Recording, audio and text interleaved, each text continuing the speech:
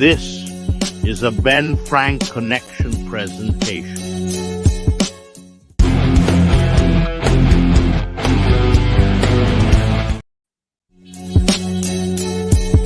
This is a Ben Frank Connection presentation.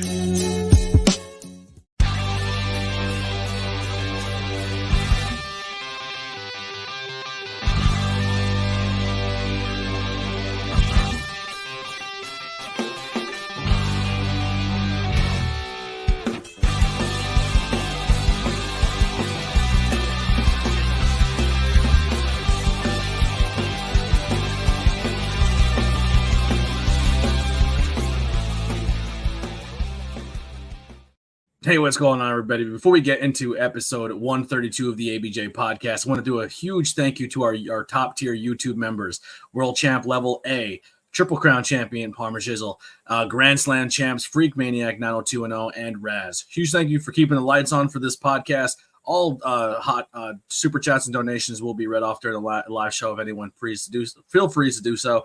There is other tiers that you can join if you want to support the channel. If you can't do anything monetarily, a like, share, subscribe goes a long way. We enjoy having you guys in the live chat. Let's get on with this episode 132 with Yeddi.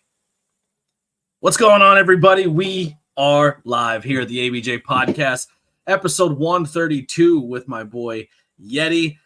Man, I've known this kid way too long. Watched him grow up to the young man he is now. Very, very exciting. Before we get into further anything with this episode, is make sure you check the links below to follow me on all social media. If you're listening to this later in your car on the ABJ Podcast side, take a screenshot, send and tag me in it, and just say, hey, give us some feedback of what you thought of it. All the links for my guests are down below as well, so make sure you head over to Spotify and support him, and all of his link trees are down there. Won't waste any time. Let's get going with this. One thing is there's a little bit of delay between us when it comes to the internet side of things. So if you see us struggling a little bit, just bear with us. Any questions or anything that anybody wants to put into the chat, please do so as well. I don't know why I'm stumbling over my words. Let's just get into the interview. Let's bring him in. Episode 132. My boy Yeddi. What's up, bud? What's up, brother? I'm digging the braids. Not much. Very, very excited to have you. You like that? Listen, when you had long hair and I always had it up, right? And then your scalp starts to hurt because you have it up all the time. I'm having one of those days where my scalp hurts, so I had loose braids put in, and just it's way more comfortable, you know? Yeah, I miss that's the thing I miss about long hair is putting the braids in. Yeah, if not when they're tight. I don't like when they're tight. If you do some loose braids, I feel like it just it massages your scalp a little bit. It feels nice.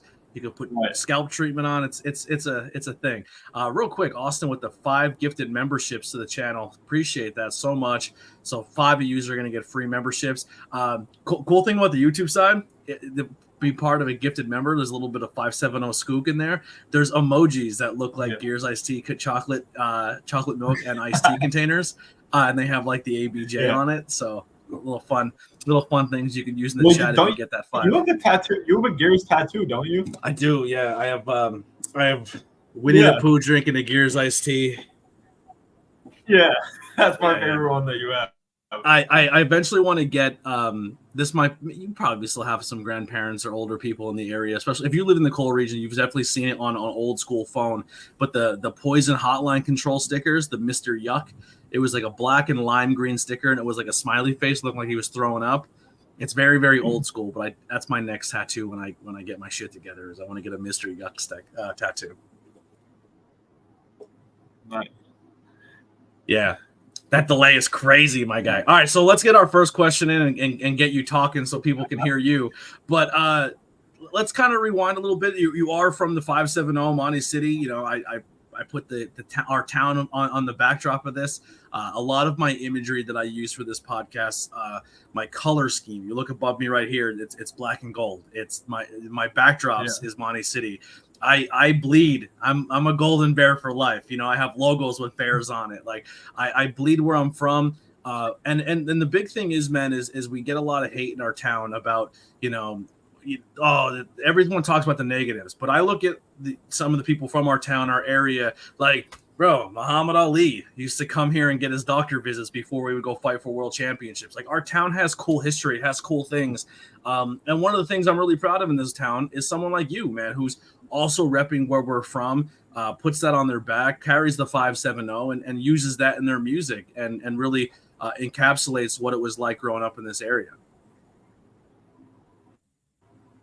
Yeah, I feel like it's definitely a product of my environment growing up, and I don't have like any shame of where I came from. It's more so like I do have pride from where I came from, and I think it definitely, like, the experiences I had growing up there, it pours out of me in the music just because it bred me into who I am.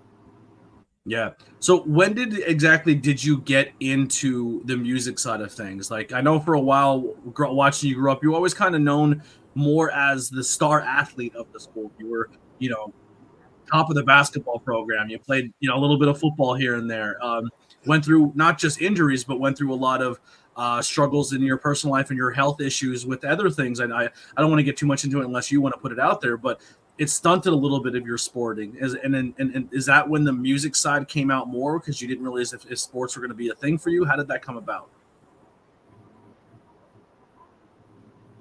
Yeah, so I played basketball in college. I played at Albright, and it was there that I developed like a drug addiction, and basketball was just like slowly slipping away from me, and a lot of things were slipping away from me that like I held very close to my heart and it was important to me, and I didn't really know how to get it out anymore because typically it was just sports was my life for the longest time. It was the only way. Like, everything was so loud until I would play basketball, and then like all the screams in my head kind of went quiet.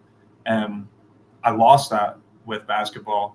And it actually just came back recently, like watching my brother play and me starting to play again and playing with him. Like, basketball just like, it just makes life quiet for me. And when my second year in college, I found creating music. It started with like writing poetry, and then it was like, oh, let's see if I can make these poems rhyme, and let's see if we can get a melody to it. And then, dude, it just took over my fucking life. It was like, it's the only way I know how to cope with anything or express myself. Yeah. So when getting into it, who are some people that you pull from or influence you, or that you kind of listen to growing up, that when you kind of pull from bits and pieces of their style that you may put into the persona of Yeddi? Right. It's weird because it's a combination of like so many different fucking things. It's like Blink-182 and like pop punk. I grew up on punk, but then you're welcome. I remember my cousin Shane, my cousin Shane Yatsena, he used to play 50 Cent, like The Massacre and Get Rich or Die Trying, and like just drowned in hip hop after that, dude. Like, when I heard 50 Cent, I was like, this is the best shit that the earth has ever heard. Like, and I remember my dad had like a little MP3, and my parents would be like, the first 4 songs on there, they're bad. You can't listen to them. The first song on there was Magic Stick. So they told me I can't listen to it. I'm out riding my bike. I'm listening. That's good. Yeah, it's gonna be the first one you put on. It's the only shit I was listening to. And like, it was like that, the Gorillaz, like those were all the songs that my dad was listening to. So I was like, this is dope. And you're telling me I can't listen to it, so I'm gonna play it 50 times. And I knew all the words. You know what's funny about Get Rich or Die Trying? I remember when that first came out, I was high school-ish, but you guys were on the same age as Craig and Greg Hedrington. Craig, was it Greg or Craig? I think it was Greg. Greg decided that he was going to change the background of the library school computer to the cover art of 50 Cent. Like, I think he tried to save it, but saved it as a wallpaper, and it was the gunshot hole through the screen. And dude, they like took him out of jail and like took him down to the precinct and like tried to lock him up over changing the wallpaper. The only thing I remember about that album was the funniest thing ever is because he changed the school wallpaper. That's what I love about music, though, man. Like, 50 Cent doesn't know that story at all, but his album is just associated with that now, where it's like a memory like that is tied to something as simple as the cover art to the album.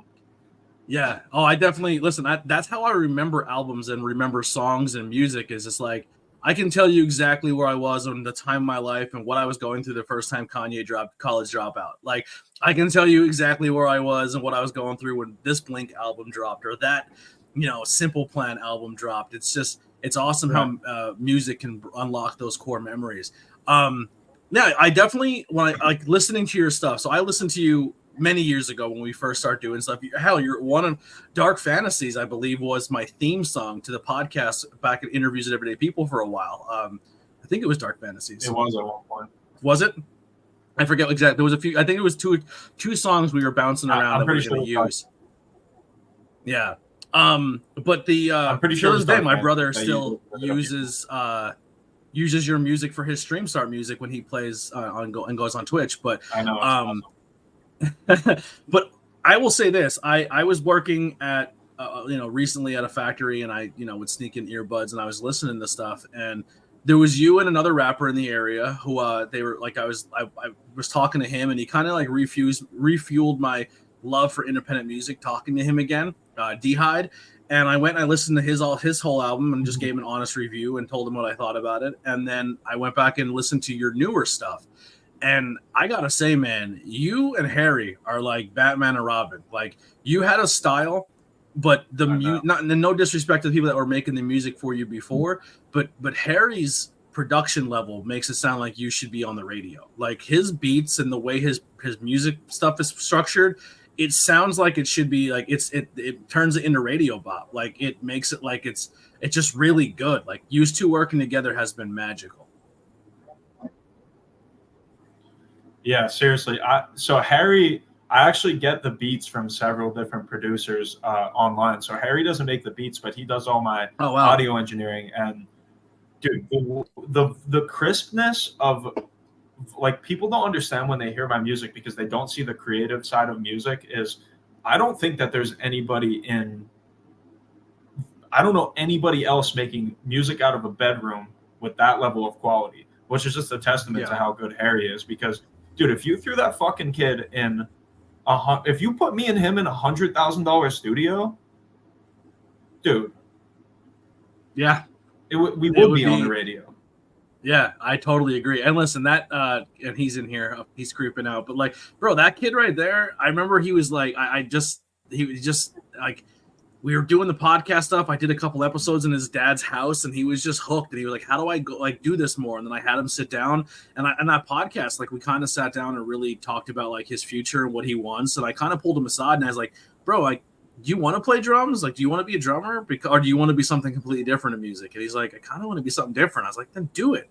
Like, you come from a very, very supportive, loving family. Like, live your dream. Like, not many people have that support or have that people in your corner as much as your parents and your family do with music. And the kid's excelled. He's killing it. I'm super proud of him. He's like you and him, you obviously, besides just my actual little brother, I have a lot of little brothers, and definitely I would consider you one of them. I would consider Styka one, Colin, Eddie, Harry's one of them. I have a bunch of little bros in this life, but seeing you guys work together really, really makes my heart happy, and you guys are making some real good music. Yeah, dude. I mean, not many people know this, but me and Harry live together now. I heard. That's gotta be fun. I want to come through and hear you guys. So nice. I want to see the process one day. One of these days, you got to hit me up. I want to come up and hear you guys record and do stuff. Maybe record some behind the scenes stuff.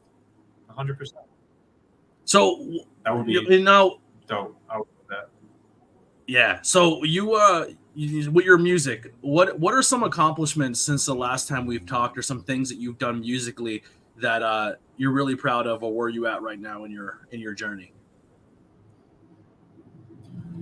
Dude, that's the thing. It's like when the first time we had talked, it was like, how many streams can I get on this song? Like, can I get this posted on this page? Can I do this? And the biggest thing that I've done with it that I'm most proud of is I don't give a fuck about that anymore. It's just like, and the music has gotten so much better because of that, because I don't care if 100,000 people listen to it or 10, because I would much rather 10 people going through something that can genuinely resonate with me. I would rather them listen to it than 100,000 people that are just giving me a stream. And that's why I don't pay for promotions anymore or anything like that, because I just think if I keep being my genuine self and make genuine music from my struggles to help other people, it's going to resonate, and then word of mouth is going to spread. And I think that's the way that I make it, because I'm not a promo guy, bro. I'm not trying to throw my music into a bunch of people. I'm happy, dude. Like, I'm living a happy life. I have a lot to be thankful for. So it's like, it came from a place of feeling desperate, trying to get all those views. And it was like, I wanted people to like me, and I wanted people to like my music. And now it's like, dude, I'm putting this out because I love it. I genuinely love it. It's my favorite thing in the world. And it's like, if you like it too, awesome. I got another song coming soon. Yeah. What are some songs that you wrote that really resonate with you, or ones that really mean the most? So I would say the ones that I resonate the most to I haven't released yet. Me and Harry have 4 songs tucked away right now that we're working on. I have 2 shows coming up next month, I believe on the 17th and 18th, or the 18th and 19th, whatever that Friday, Saturday is. And I have one song called Anxiety. I forget the name. It's a new bar that opened in Freeland, and then I'm playing at Hang Loose on Saturday. Okay. But the 2 songs I would say that like I'm most proud of are like the most vulnerable I've been in, which are Anxiety. That song's actually completely done. 2 nights ago, I just got the cover art resized so I can release it. I shot a music video with it with Brendan Boucher from Tamaqua, who's absolutely incredible at his craft. Like, helps me out. He's just a solid fucking good dude.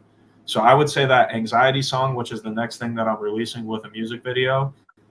And then we just made a song probably a week ago called Suicide.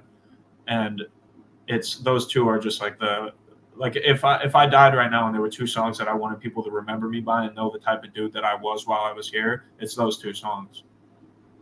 Yeah. No, totally. I feel where you're coming from when it comes to making your art. Yeah, I was kind of in that same boat where I was like, I'm just gonna let my genuine personality come through my podcast interviewing, and if people resonated with it, cool. If they don't, then it isn't for them. And it's been tough. It's tough to grow, and it's tough to put all your heart and soul in everything, and then sometimes you just don't get the views or the clicks you want. But when you get to that point where you can just block all that out and do it for you and not so much the people around you, and let it kind of come naturally, it's definitely a testament to that. That's not easy to do. Right. And that's the thing. I would love to be self-sustaining just off my music. Like, it would be beautiful to be able to just do that for work. But I mean, I have all my bills paid. I work a really rewarding job, and then it's just a bonus that I get to come home and have an outlet like this to express myself, and I don't hold stuff in as much anymore, and I'm a much more peaceful and happy person since I've been treating the music as a therapy. Yeah. Now, when you make your music, you put out a lot of singles, or you put out shorter album ones where it's like maybe 2 or 3 songs.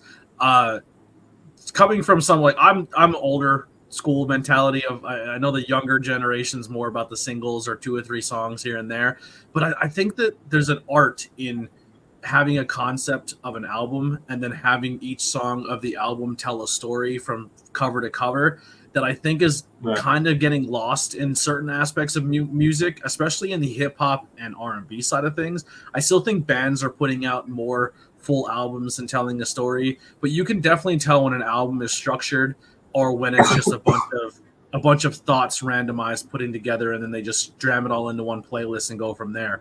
How do you find that balance between releasing the single or going that route of building an album and structuring it? Honestly, the biggest thing as a self-funded artist is it's just like, it's super expensive to put out. Before I was working with Harry, and like, we're just doing it because we love being around each other and working with each other. But people don't realize how much money it takes. Like, I got to pay for the beat. I have to pay to record myself. I have to pay to mix and master. I have to pay for cover art. I have to pay to distribute my song. And then if you want people to listen to it, you got to pay to promote it. So it's like, dude, you're talking like, if you do it the right way and you want to put a song out that like your goal is like not the expression part of yourself, but it's like, I want this song to be noticed as much as you possibly can. It's like, dude, you're talking $600-700 just to get it out if you want it all done professionally. So it's like, I don't have the money to put an album together like that. But since Harry and I have been working, and Harry's super busy, so it's like he shows all the time, and he's working doing audio stuff as a regular job in the day, and then he has all these gigs. So like it's really difficult with my work schedule and his shows for us to, and we're exhausted. Like we're living genuine adult lives where we have responsibilities. So it's like finding that time on two different schedules is super hard for us to find the time to sit down and do that. So just this last week, Harry helped me out with finding new equipment. I invested money into setting up my own studio in my room so I could record, and then we could just work on mixing stuff together to get more stuff out so I could be more efficient with releasing. But I think that's the next step. And once that happens, I feel like for the first time I can put a concept album together, which my first one, I want to be based around just mental health struggles. So I want to just tap into like all the negative places I've been without submerging myself in it too much to the point where it affects me mentally. Yeah. I want it to be hopeful. So you're in the Pottsville area now. So you bounce back and forth between Pottsville and the MC. What was it like for people who maybe don't know growing up in Monty City? What changes have you seen since your era of growing up into where the town is now? And I'm kind of seeing how you are where your mind space is, if it's negative or a positive, because I think most people, when you think of the town, they go immediately to negative. But where do you see the town, or where we kind of grew up, as like a staple of what it is now?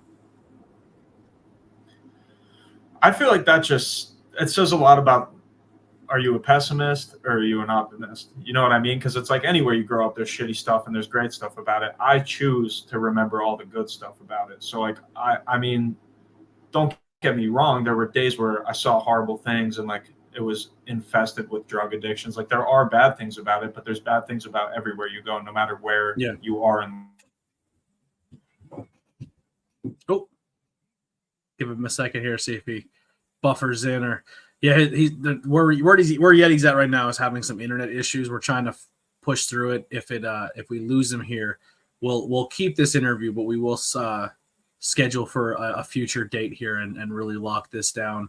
Just one of those days. It's been this month for me as a podcaster has been cursed. I think Yeddi's the first guest who hasn't had to reschedule or back out of the interview this month. Sometimes it happens once a month. Sometimes it happens every other 4 months. You'll get one person have some life comes in and they have to change things up.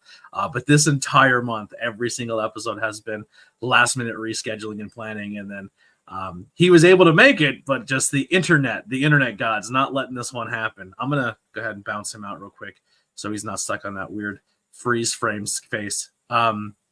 But yeah, we'll give him a couple minutes here to pop back in. If anyone's in the chat and has any questions, let's get them in. So when Yeddi gets back in, we can keep the conversation flowing. He's here, but I don't see his camera turned on. Oh, and there he is. Can you hear me?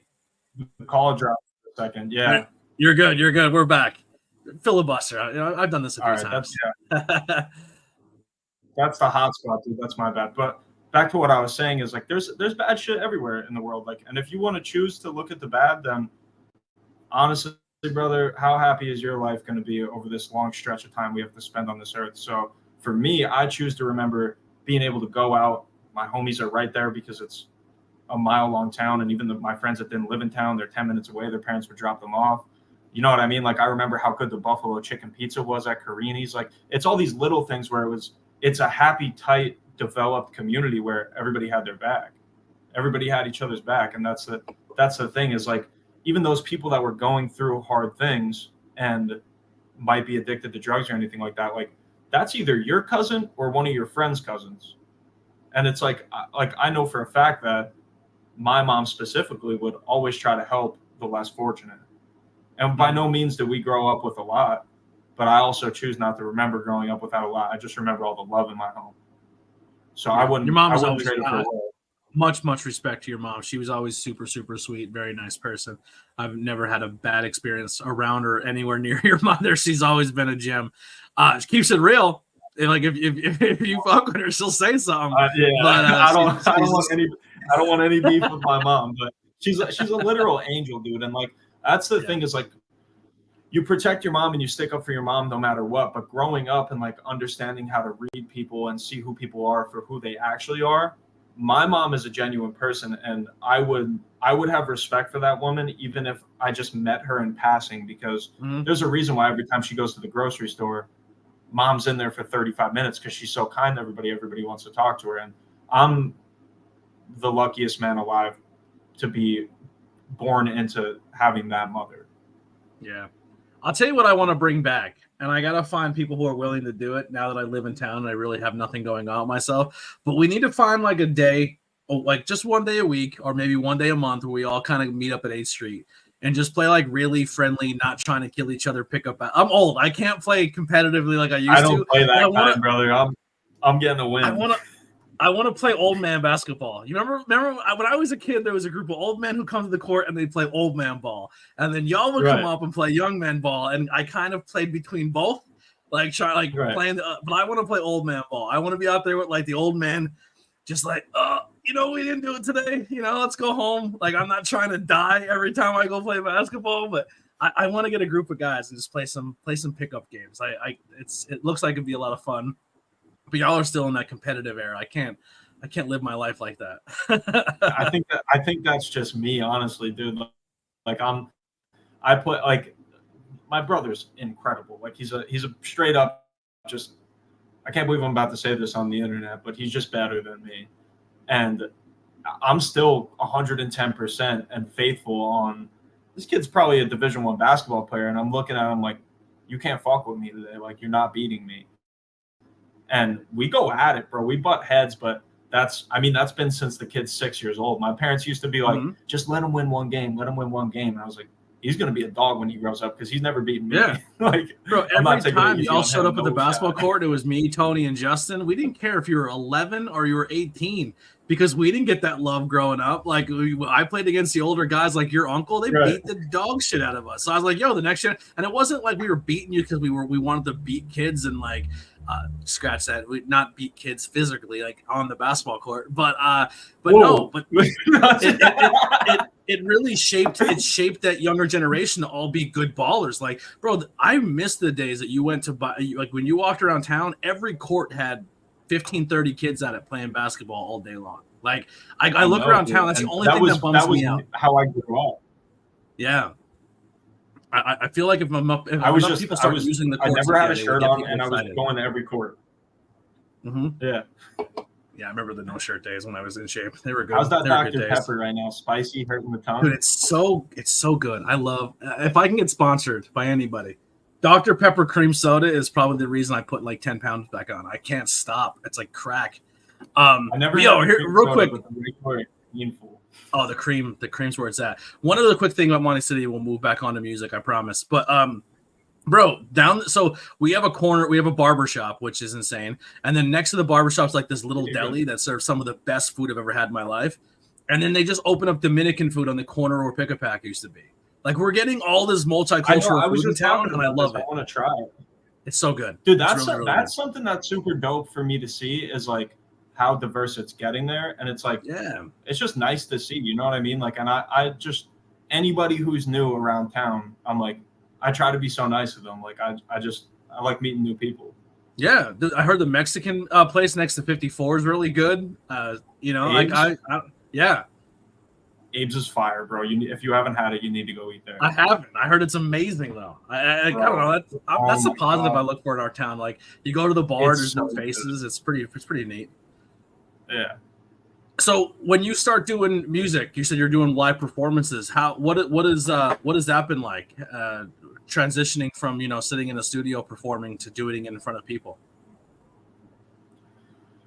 This is the weird thing about me is like I talk about this with my girlfriend, and I'm like I don't know why, but like once I'm done a song, I'll sing it in front of a million people. But I love solitude in the creative aspect of it. So like when I'm writing, the lights are off, the door's locked, nobody's within a 15-foot radius of me. My roommates could hear it. Like, I know Neil and Harry hear me writing and singing, but it's just like, that's like my little zone. Like, that's where I lock into it. And once I have the song done, I'm comfortable to go sing it in front of people. Now, there's definitely anxiety going into it because I care about it and I would like for people to enjoy it. But it's just fun for me, man. Like I like when eyes are on me. I perform better when more eyes are on me. Like it was the same way. Like, bro, if it was playoff time in high school basketball, if you guarded me in regular season, okay. But like I feel bad for the dude that had to guard me in playoffs. Because it's just I remember, that's when I didn't you used to get was it you or Dylan that used to get spit on at Marks Hall, or both of you? I think that was anytime Monteario walked into Marks Hall. Yeah, spit. We're just the scumbags of the county, bro. Like just the little town scumbags of the county. We go in there and bust people's ass. It was like, what is this? Yeah, it's not even the scumbag. It's just like, for how small our school is, the fact that we were basketball powerhouses every single year speaks to, the Mickey Holland at the end of the day, like the GOAT of, basketball. And even his ties are still involved in now the girls team. And then, people coaching the boys team now are products of Mickey. You know what I mean? Like the guy is just a foothold. That honestly, that's an interview I really want to get. Like that's a bucket list. I want to get Mickey so bad. Yeah. That would be a crazy one. But here's what I have to figure out. The conversations with him are just like, dude, he's like a quote book, dude. Like he just, and he's AA sponsors. Like he was very much not the man that he wanted to be for a while. And he's not ashamed of that, which is like, he's such a real dude. Well, here's my dream and here's my bucket list. I want to interview him. He's already said he's down. He would 100% do it. So I have that part's done and over with that I can get it. But I need to get the equipment to get it done. Like I kind of sold all my cameras. So all I really have is like can't really do like I used to. Like this is just kind of in front of a computer at this point. I have a little GoPro, but it can't film long form. But if I was going to interview him, I want to do it in the gym. Like I want to put him in his element. Like I'd love to have him in the old locker room and do like a couple of questions there. Gave me the chills. Put him, on the bench where the coach would sit and do a couple of questions there. Put two chairs at center court. You know what I mean? Like that's where I want to interview him.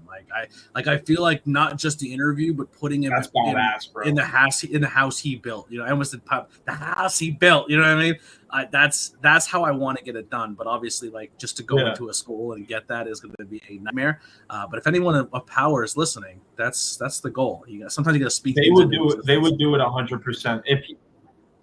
I don't think he would even have to ask. He would have to walk in and go, by the way, nobody in the gym at 4:30 because I'm doing an interview, and they'd be like, okay. All yours. This is yours, so you built it. Dude,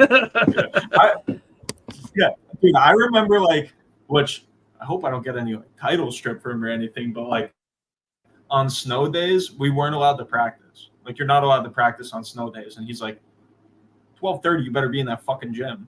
You know what I mean? Like you knew to show up no matter what. Like, and you don't talk about it. You don't tell anybody. It's just we're coming to practice. Somebody asks you, we didn't practice. Yep. Well, I mean, how many practices too were just ran by the players? Like he wouldn't even have to show up. Like he would show up and just sit, and the players kind of that's when he knew he had a good team, when he knew the team would do that even without him asking. Oh, are we losing him again? Oh, right. And also, I mean, that comes. Yeah, you hear me? Yeah, I hear you now. That delay is killer delay. So let's kind of show a little love back to you talk about your brother. He's doing some crazy shit, man. Like tearing it up. I thought he was a senior. They said he's only a junior. I think I lost him again. Oh, what a heartbreaker. We'll kind of bounce him until he gives me a thumbs up in the bottom there. What a day. What a day. Hold on. Let's see. Is he moving? You good? Yeah.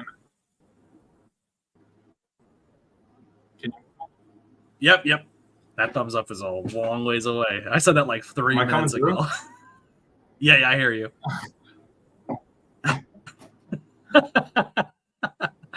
It's all right. We'll get through this. I'm sorry. This Wi-Fi is it is what it is. This is technology. I'm cursed this month. This month has been terrible for me. But yeah. So your little brother balling it up. Yeah. What has the experience been watching like you playing and then watching through him play? I am more anxious and nervous for his games than I was playing, because me playing, it's like, I know that I'm a dog and I'm going to go out and do my best to get the job done. But it's like me not being in control, but still caring about the game just as much. Like, I want to see, there's nobody in the world that wants to see him win more than me. And it's like, just seeing him grow up. Like, I don't know if you ever heard this story, but my games when Jace was a little kid, he thought were his games, because he used to say to my mom, like, what time's my game? Like, not what time's Matthew's game, like him talking, going, what time's my game? Because they would let him shoot at halftime, and he was the halftime show at our game. So, like, Yeah. he had this little North Carolina blue and white ball, and he would pull up, and it's like, I had a conversation with him. I hugged him after they won the league title, and I was like, bro, like, you fucking did this. Like, you've literally wanted this and worked at this since you were as tall as my waist. Like, and it paid off. Like, the kid's not had a basketball in his hands since he was that height. And it's like, he put the work in, man. Like, I'm so proud of him. And I've never seen anybody in the Schuylkill League play as electric as he does, where when he gets on a fast break, I've never in the Schuylkill League ever seen anybody that gets on a fast break where I'm like, I would not want to be under that rim right now.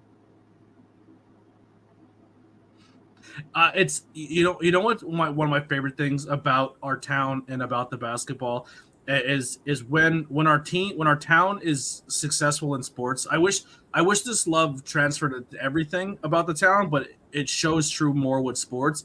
Is when we're a good sports team, it kind of unites the town. Like, people start going to the games again, people start supporting, people start going out and doing things, and it kind of revitalizes our little city again, which is kind of exciting. And like I said, I've watched a lot of people come through and do that through our basketball programs and football programs, and it's like never been to a game. And I know I got another year, so I can still go to them senior year, I guess. But right. It's different. It's different for Jace than it is anyone else I've ever seen come through and do that. And the biggest thing I think why is a lot of people will turn around and say, like, oh, insert name here is really good, but like, if he's not there, the team falls apart, or he kind of takes all the points and he's this and he's that. Every single time I hear Jace being spoke of in public or by people or just in general, it's, bro, if you think he's good at scoring, he's just as good at passing. His assists are just as good as his points. His defense, his teamwork, he's genuinely just a good teammate. And I think that's what's really been setting him apart from past Monty area Golden Bears. Is he's like, everyone talks about Jordan, but Jordan realizes he needed Scotty. Jordan realized he needed a good five. It just he wasn't going to do it with two. You know what I mean? And I think that's what sets your brother apart. Is he understands that his bench is just as important as a starting five. And I think that speaks volumes for that kid, of being that young and having his head on his shoulders like that. Yeah, dude, he's a legitimate, like, he's a hooper. Like, he's an elite college level hooper. And the biggest thing that I'm most proud of him is 2 years ago, bro, he was a hothead. And like, he's like, it's beautiful seeing him like become a young man. And like, I'm getting to slowly watch him learn who he really is, and he's finding himself. And it's the patience in life that he's learning is translating into the game. But that, you're right on that feeling that when Monterey has a good team, it's just like, you can feel it in the atmosphere, you can feel it in the gym and outside the gym.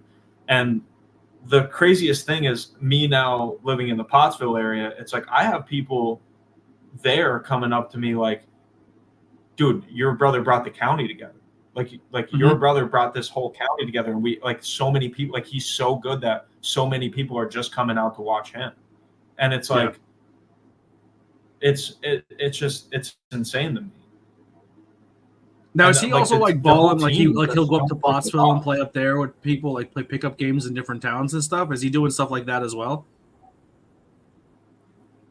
Me and him went 5-0 at Bearfield last night on the same team. He's playing with me all the time, and it's funny because when, like, I'm throwing half court oops to Jace now because we just have that locked in. I'm throwing oops from half court. He's going up and dunking it. It's like, you feel it just on the, like, in pickup games and stuff, like. And when, like, yesterday, they were going to shoot to see who goes on a team, and I was like, me and my brother are playing together. We'll pick up 3 other people, and it's like, it was me, Tyler Skinner, and Jace. we rolled up and we were like, us three are playing together. That's a team. I said, literally, bro, we were like, give us any other two dudes and good luck. Yeah. That's what we used to do. We used to show up at the court and be like, yo, you guys can't play together. It's like, no. We're playing. Get your crew. Big phone calls. Don't care what you got to do. We're not switching up because that's what like you got to kind of own it sometimes like that. Like, I don't know. And it's fun when people call to try to get people off the court to get like they call to get other people there to get you off the court because winner stays on and they're like, yo, get down here, these guys. The best feeling. Yeah, it's the best feeling, bro. And it's playing with my brother again. Like he'll come and play in our men's league with us just to get a run in, and it's like me and him on a team. Something about playing with him brings my competitive edge back, and it's like, dude, I miss that feeling of just like yesterday I had such a bad day. Like I was so pissed off, and I went to play and I was playing angry for the first time in years because I just go for cardio now, and I was like, I forgot how good I am at this when I'm mad. Now, the reason we went that hard in the paint, there's a method to my madness here. Since this has gone down and you're kind of reliving basketball and having those moments and now at an age where you and your brother, where age isn't as much of a difference, because I'm in the same boat as you. There's a huge age gap between you and your brother, and there's a gap there where you kind of do your thing and your brother does his thing because you're in your grown man phase and he's in his kid phase, and you kind of catch up again in your 19s, 20s because you can kind of relate once again to each other. How is that inspired or rubbed off on your music side of things? You got to run in here. Got a cat jump. I apologize. My cat just kicked you off the screen. What a day. You're good, this doesn't happen. I don't know what's yet. What a pussy, right? Yeah. What a puss. He's all high on Catman. The whole thing. No, but I mean, there was definitely a gap, I would say, when he was like 15, 16 years old. He's going through all these changes in his body. He has like all this testosterone built up, and I'm 9 years older than him. I'm lost at this point in my life. I'm not hanging around my family as much as I could say that I wished I had. I just had a lot going on. So like I'm processing unprocessed trauma. I'm trying to figure out how to be a responsible adult. And as I'm learning these lessons, I felt like I was way too hard on him. Like, dude, this is where I fucked up, so you can't. Like, these are the mistakes I made, so I don't want you to make them, so I'm going to be tough on you. And we actually just, I feel like right now me and my brother are the closest that we've ever been in my life because he stayed over my house. It was just me, him, and my girlfriend. It was just me, him, and a bro talking. And I said to him, bro, do you ever think that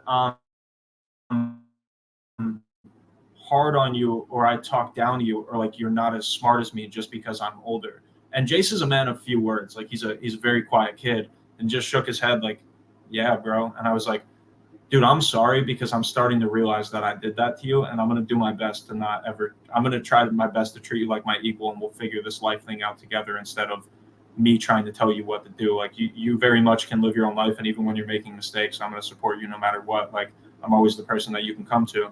And since that talk, I hope it's reciprocated and he feels it too, but I just feel different about our relationship, and like I'm more understanding towards him as the young man that he's becoming. Like he's not a kid anymore. He's learning to be a man, and I'm trying not to be so hard on him, but also like instead of like you need to do this or you can't do this, it's more like, hey, I did this, and in turn these were the reciprocations of that, and these are the battles I had to fight after, and I support you no matter what. It's your life, you make your decisions, but I would like for you to not do that because I already went through it. Yeah, it's very hard to see someone live, especially someone you're close to, like a brother, live through things that you're like, oh man, like you didn't have to do that on your own, or like you kind of want to be there, but they gotta figure it out on their own, and kind of let them burn their hand on the stone once or twice, and you're like, all right, you done being an idiot, now let's have some fun, have a beer about it. You know what I mean? Like it's only gonna get better when you can have a beer with your brother. I promise. You're gonna have those nights where you got too many, and you're gonna sit outside of McGuire's and cry and hug each other. It's gonna happen. May have happened recently to me. I went outside. Talks like that. Yeah.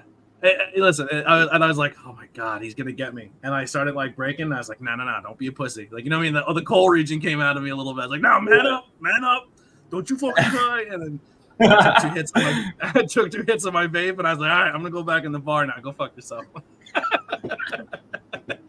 Yeah, that's honestly, that's like one of the biggest things that I would say my music stands for too. Recently, or at least what I want it to turn into, is like this fucking stigma, dude, like behind like men going through mental health issues. It's like, and so I don't know if you know what I do for work, but I work at a girls' residential for clients that are 12 to 17 and a half years old, and we deal with like attempted suicide cases, like kids cutting themselves, bulimia, anxiety, depression, all these mental health crises. And I try to help them with that. And it's like, I make myself extreme. Like, I'm a tough fucking dude. And like, I can keep a stone cold face no matter what, but I'm trying to let that mask down, man, because I know it doesn't benefit anyone, especially myself. Yeah. Like, I know I'm doing a disservice to myself, hiding my emotions. And it's like, now that I'm at a point where I could wear them proudly and help other people with it, it's just like, it's the best feeling. I can't ask for anything else out of myself than what I've been doing lately. And I want to see it translate to the music more so I can help a little bit better. Yeah. Yo, when are we getting like a Monoway song? Everyone has to do a song from where they're from. When's the Monoway song dropping? Maybe I'll make a Monoway anthem one day. I don't know. It's like, I feel like all of it, it's just, I just want to tell my story, you know what I mean? And like, a lot of it is, I made a song called Small Town Kids. Bro, I have a crazy story for you. Are you ready for this? Yes, please. I need to hit my vape for this one because I still think about it every day. So my music ended up, because of Harry and because of me working hard at it, quality wise, it went up a lot better. The writing's better, the production's better. It's just better music. So I was like, I'm not really proud of that first album I did. I'm going to go back and delete it. I go on to my distribution company and I delete my entire first album. And I log back in and I look at my earnings and I'm like, this is more than I expected to be in here. Like, you get fractions of a penny on every view. So it's like, I don't expect to get much money in there from streams. But I looked at it and I was like, this is a lot more than any other time I cashed out. What the fuck happened? I looked at it. My song Tsunami had hit, I guess, a TikTok trend, and it got 365,000 streams on Spotify through a TikTok trend, I'm assuming, and I fucking deleted it. And it was from 2 years prior. I don't even have the audio file to re-upload it, so it was just gone. Now, I made the money off of the streams, but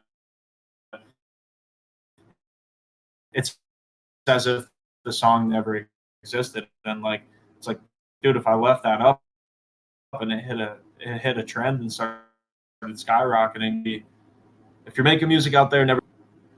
Yeah, dude, I the same here. Like, when I rebranded, I got rid of all the social medias and stuff from my old content, but it's all on YouTube. Like, all of my interviews with everyday people are still there. All of my not cool in high schools, my banging beers, everything's still there.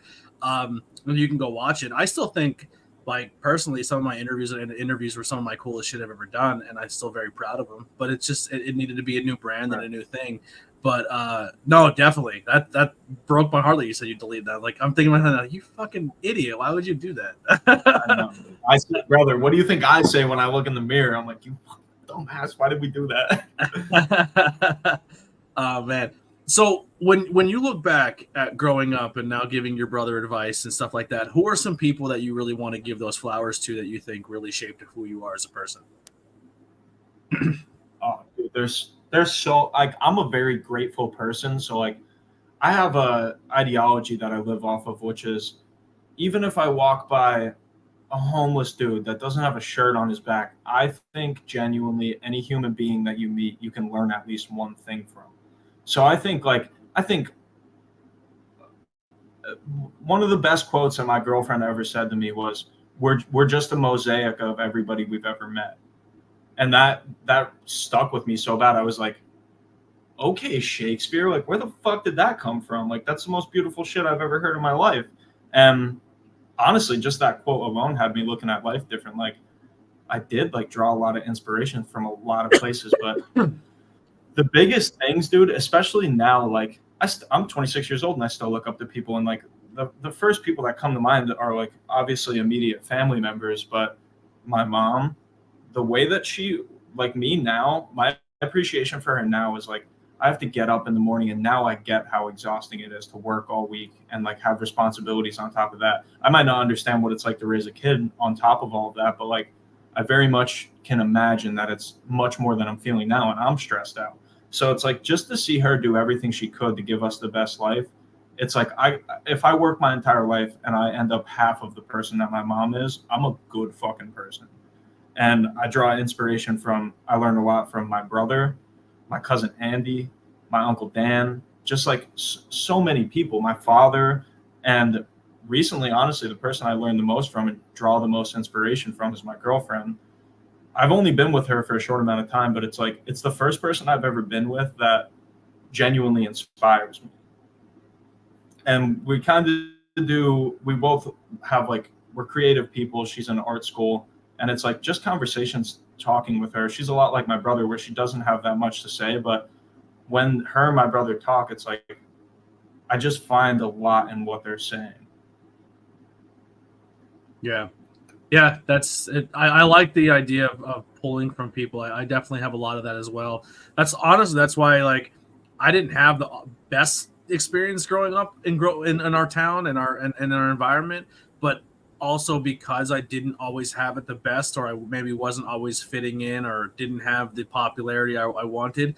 Like I'm proud that the color scheme in this town made me tough, and I can go handle the world outside of it. You know what I mean? Like, so I definitely know where you're coming from about, pulling from that and that being crucial. Now you said you have some new music coming out. When can people expect that? And once again, let's talk about these two performances you have coming up and where they are and where people can go support them. So the next song that I'm going to release is Anxiety, and thankfully my laptop charger broke, and I'm at my girlfriend's house right now. While I was out here, I stopped at Best Buy and got a cord. My music's on there, so I couldn't upload without it. When I get home tomorrow, probably I'm going to pick a release date. I'm not sure exactly when. It'll be within the next 3 weeks max. I'm going to release Anxiety, which I think this song's going to turn heads. Like, I think it's going to be like, oh, he's making music. Like he's talking about real shit. And I think that is going to be a very big turning point for me and turning this hobby into hopefully a career, because we have a video behind it. I'm going to pitch the video a little bit as much as I can. Like I said, I don't have a lot of money to promote. But yeah, tomorrow I'm going to pick a release date. It should be within the next few weeks that I release that. And then probably a week after that, I'll release the music video. And then eventually, by the end of this year, because I know that, again, Harry and I can't do, we just have too much going on. Like, we can't get a song. My goal is to drop a song a week. I've always wanted to go like several weeks in a row of just like every Friday, here's a new song, just to show people that like people don't understand. I have 1,500 songs probably in my phone. Like, I go into my phone right now, I write everything in my notes app.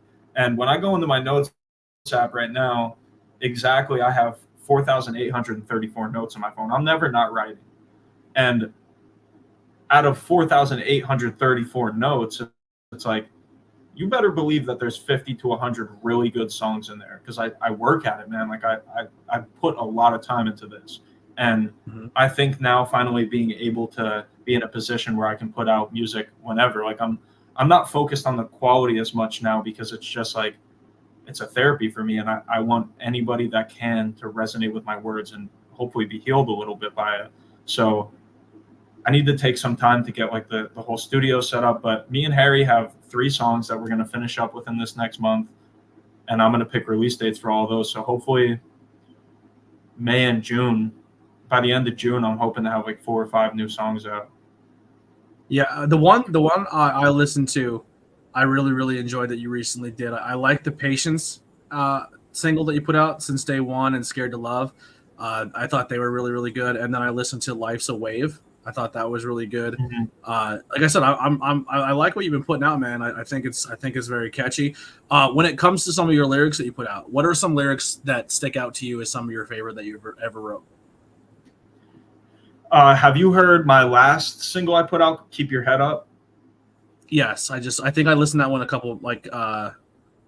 a little bit before we went live. I have another question on another song that as well. Who the hell's Rick Owens?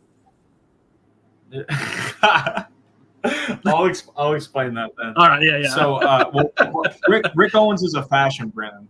It's like it's a designer brand. Got you. Yeah. But on Keep Your Head Up, like the story behind it, it's a very wholesome story, and like honestly, it makes me tear up when I think about it. I'm not going to name who this person is because I think their struggles that they were going through. It's they can pick when they want to share this or if they ever want to share this with people. But I had somebody that came into my life recently where we always knew each other, but like never really talked, in the same room a few times, but never talked. And this individual was posting a lot of like concerning stuff. And like, I don't fuck around when I see people going through stuff. Like a lot of people turn ahead to it and say, oh, this person wants attention. This person wants this. But I've genuinely wanted to take my own life before. And I've genuinely tried to take my own life, and thank God that didn't work out. So I don't play around with that at all, because I would rather look like a dumbass feeding into somebody looking for attention 100 times. And if one time I didn't make a fool of myself and I was the person to help out, then I'm glad to be a fool the other 99. But I want to hear something real quick. I don't think I've ever said this on a public platform. I graduated with a kid, and me and him were really, really, really, really close. I'm talking about like sleepovers, always over his house, was always around this kid. And I loved his mom, his sister. They were really, really cool people. And the one night, I think I was still living on South Street. I don't remember. I forget where I was.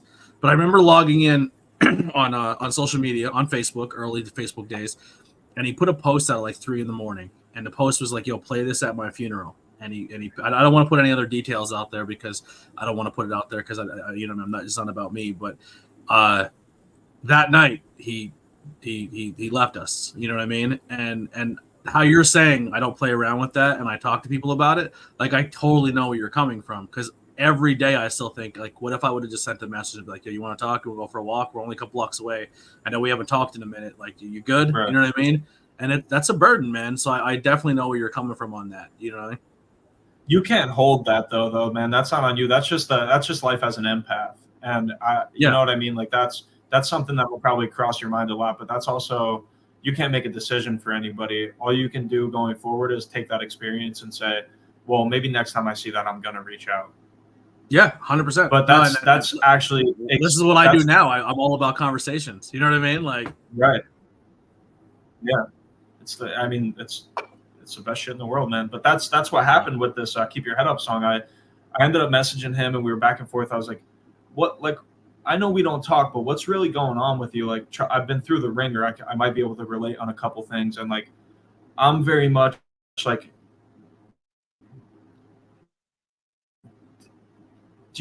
I ask my girlfriend this sometimes. I say, do you want support or do you want solutions? So like, I'll just sit here with you. Like, if you feel alone, I'll just sit here with you. We don't even need to talk. Let's just get through this night. If you're in a dark place, like, I'll just sit here with you.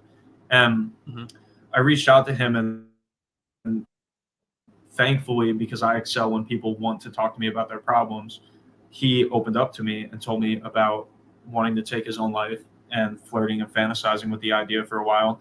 And I'd check in on him here and there whenever I had a minute. I'd be like, "Hey, brother, I just want to remind you, like, things get better. Keep your head up." And over the course of a few weeks, we ended up, I don't know how much later it was, but he moved back around this area, and we got him to come hang out with us. And we went out to the bar one night. We were out for his birthday, actually. And he said to me, he's like, I never told you this, but like, you saved my life that night when you were talking to me. And we both started crying, and I was like, I'm not walking away from you right now, but I need to tell you, like, I will be back. I need to go record a song right now. So I left the bar, and I went and recorded Keep Your Head Up. It took us an hour. we finished it. Harry bounced it for me, and Harry was super understanding. I came and I was like, explain the situation. I was like, dude, like, it's just one of those things where it's like, this needs to happen right now. Like, this song needs to be recorded right now, because the feeling was there, and it's genuine when you record, when you're experiencing that emotion. I recorded it. I went back and I played it for him outside the bar, and I said, I want to let you know that I'm releasing this song, and you drew the inspiration from this. I'm happy you're still here. And the one line in the song says, please put the gun down and just pick up the phone. And that just replays in my head, knowing that I got him to pick the phone up and maybe saved a mother from crying and people from missing him. And it's just, it's probably one of my least streamed songs, and I love it, man. Like, it means so much to me, that song. It's so special. Let's talk about these two venues that people can go support you. What day are they? What locations? And how? What is there a cover price, a door price? What are we talking about here?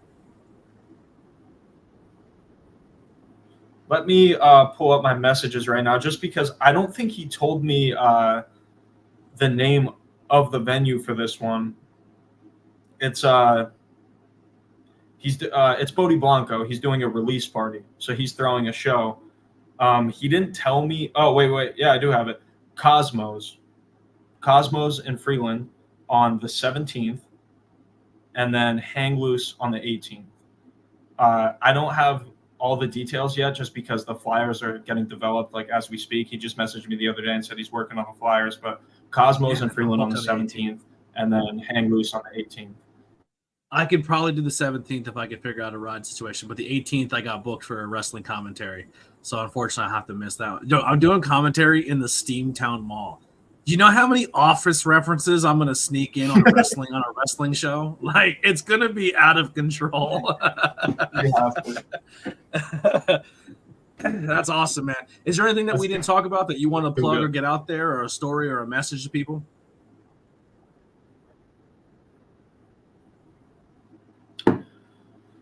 I mean, the biggest thing is just like, I've felt alone a lot. Majority of my life, I felt alone. And I think just reach out to someone. Like, it's never a burden to me to talk to somebody that I don't know. If you feel like nobody loves you, Yeddi loves you. You know what I mean? Like, I'm always open to talk to anybody going through it. It's quite literally what I think my purpose being on this earth is. It's why I think I'm here. And I enjoy fulfilling my purpose. And I love talking to people, man. I love talking to new people.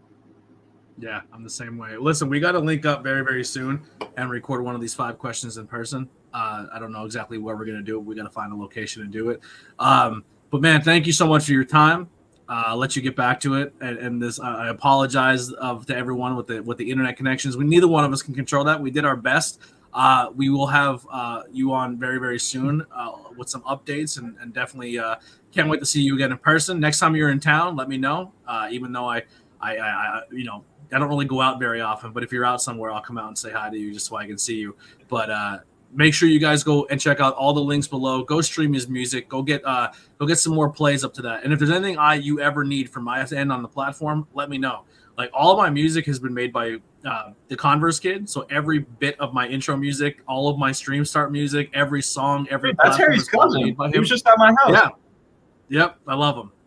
He was at my house. I know. Yeah. The whole family, man, just so fucking genuine. They're so good. Great dude. Yeah. So even if you need great people, if you want to put a song as intro music for like a month or a couple of weeks, just to kind of get it out there so more people could hear it, and I'll put in the comments like music by Yeddi, go support it here. Like, my platform's always open for you. I appreciate you. And I love you to death, man. You and your family are always been amazing. And when I say family, that extends to cousins, to uncles, all of them. You're all really good people. Jace is in the comments. Huge thank you to you, brother. I'm rooting for you, my guy.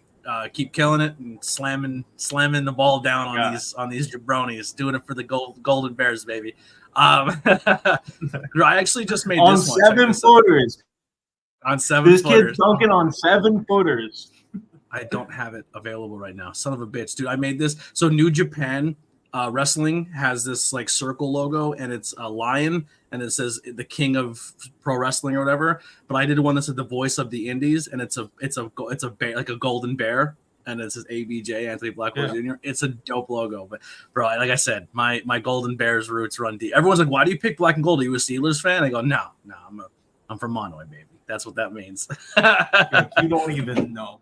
Yeah. Oh, yeah. But yeah, dude. Maybe I'll. Not maybe. If you're willing to do it, once I come out with that anxiety song, I'll reach out to you, and maybe we could hop on another podcast soon. I genuinely, both times we've done this, I really enjoyed it, and it's just like, it's great that people get to listen to it, and like maybe they heard something that one of us said or both of us said that they could really take and help them. So like, I think that's beautiful. But I just enjoy talking to you. So let's do this again on here soon if you'll have me. Absolutely. I'm always down. And like I said, next time you're in town, let me know. I want to record a 5. So the podcast is fun, but I'm really, really enjoying the 5 questions with ABJ, that interview style thing. And everyone gets the same 5 questions, and there's like a bonus question. And I've done a lot of them with wrestlers, but I want to get out there more and do them with other people. Like, I want to get to the point where like I go to the bar one night and just like, yo, you want to go ask these questions real quick, and just like get random people, or go to a basketball court or just around town and just ask these 5 questions of people. So I want to start doing that more. The door's open for you, Jace, Harry, everybody. Like, I want to record as many as I can because they're short. They're only like 5, 6, 8 minutes long. And I think I'm having more fun with them than sometimes the podcast. And I really want to boost them up. That's genius, bro. That's a quick catch. Yeah. I think people, I'm really having a blast doing them. So I want to record more of those. Let me know. I'm always down. Let me know when you're in town. We'll get it done. But guys, thank you so much. About, man. Let's close out of here with some music by the Converse Kid. We'll see you on the next podcast. We'll be back on the 30th with a movie review with Kim Rose as we do the movie Megan for Not Cool in High School Horror. Tons of stuff. We're not just doing interviews. We're doing pop culture stuff. So it's always there. It's always fun to do. But we'll see you guys in the next one. Here's some music from the Converse Kid. We'll see you on the next one. Bye-bye.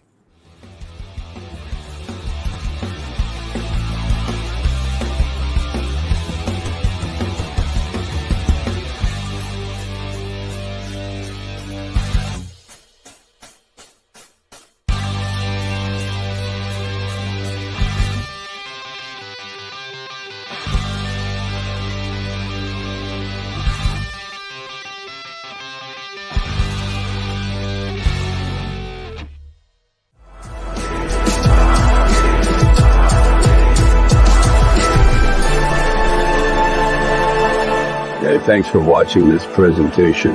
Like, share, and subscribe for more.